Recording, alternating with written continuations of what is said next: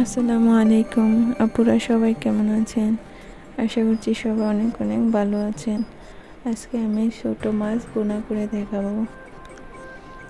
বাজার থেকে সকালে টাটকা মাছ আনছিল, তাই ভাবলাম টাটকা মাছটা রান্না করি। মাছটা কেটে ধুয়ে ভালো করে পরিষ্কার করে নিয়েছি। এখন তেলের মাঝে একটু মরিচ, একটু লবণ দিয়ে মাছটা ভেজে নেব। এই মাছটা খেতে অনেক মজা। তারপর টমেটো দিয়ে রান্না করলে অনেক ভালো লাগে। মাছটা ভালোভাবে উল্টিয়ে পাল্টিয়ে ভেজে নেব।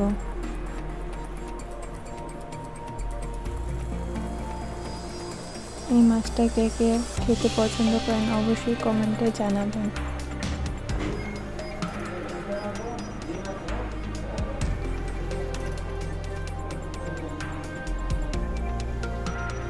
মাছটা ভালো করে ভাজা হয়ে গেলে আমি একটি বাটিতে উঠিয়ে নেব। আমার ভিডিওটি কে কোথা থেকে দেখতেছেন অবশ্যই জানাবেন। আর ভিডিওটি ভালো লাগলে লাইক, কমেন্ট ও শেয়ার করে দেবেন। আর যারা চ্যানেলে নতুন তারা অবশ্যই সাবস্ক্রাইব করে দেবেন।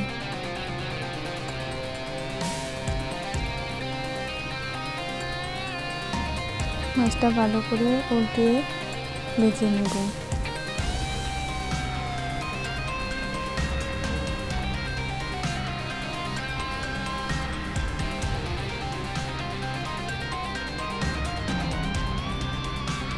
মাছটা ভাজার মাঝখানে আমি কিছু পেঁয়াজ কেটে নিয়েছিলাম, আর একটা টমেটো ছিল। ভাবলাম টমেটোটা এই মাছের সাথে দিলে খুবই ভালো লাগবে, তাই টমেটোটাও কেটে নিয়েছি।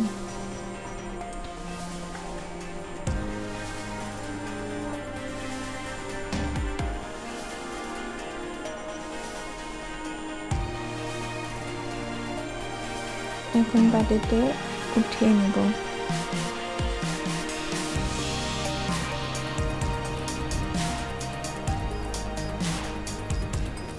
এই মাছের নাম কি আসলে আমি জানি না, তাই ছোট মাছই বললাম। আপনারা যদি কেউ জেনে থাকেন অবশ্যই কমেন্টে জানাবেন। এই মাছটা খেতে অনেক সুস্বাদু হয়।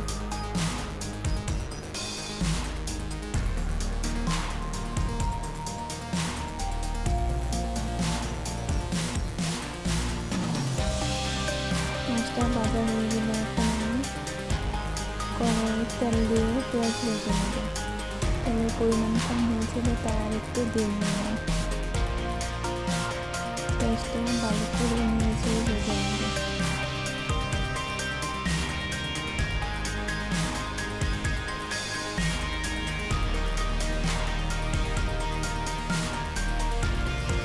পেঁয়াজ কিছুটা ভাজা হয়ে গেলে তারপর দিয়ে দেবো টমেটো।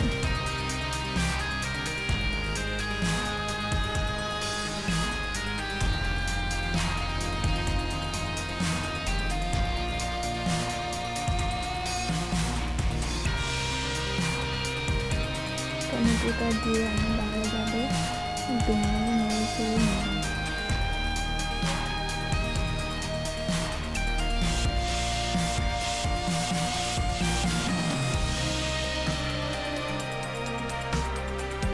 এখন টমেটোর সিজন না থাকায় টমেটোটা একটু সিদ্ধ হতে অনেক সময় লাগে, তাই ভালোভাবে নেড়ে চেড়ে দেবো। টমেটোটা কিছুটা সিদ্ধ হয়ে গেলে দিয়ে দেবো পরিমাণ মতো লবণ, হলুদ, ধনিয়া। তারপর ভালোভাবে নেড়ে চেড়ে একটু কষিয়ে নেব।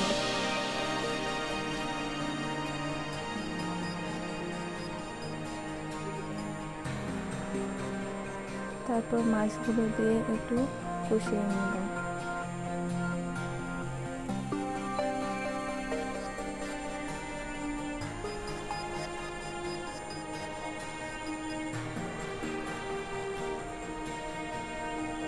কষানো হয়ে গেলে দিয়ে দেব পরিমাণ মতো পানি।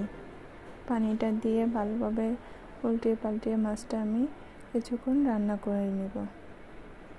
আমি মাছটার মাঝে রান্না করার সময় সামান্য পরিমাণে ঝোল রাখবো।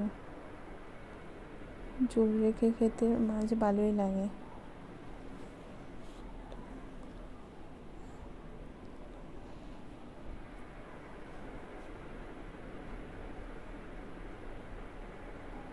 এখন রান্না প্রায় শেষ, বাটিতে উঠিয়ে নিব।